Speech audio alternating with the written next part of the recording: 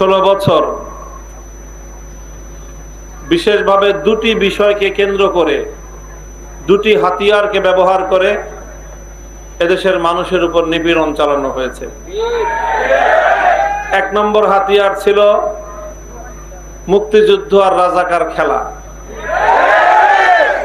মুক্তিযুদ্ধের পবিত্র চেতনাকে পুঁজি করে একটা ব্যবসা, রাজাকার খেলা।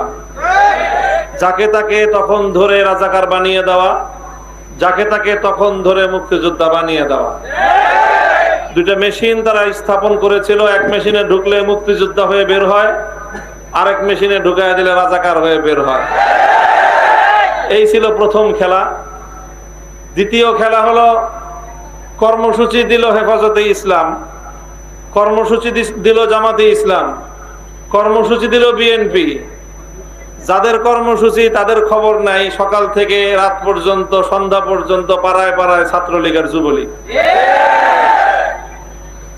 মানে আমাদের বাংলা একটা প্রবাদ আছে, যার বিয়ে তার খবর নাই, পাড়া প্রতিবেশীর ঘুম নাই। এই যে ছাত্রলীগ, যুবলীগ, তারপরে জন্ম নিল হলো হেলমেট লীগ, তারপরে হলো পুলিশ লীগ।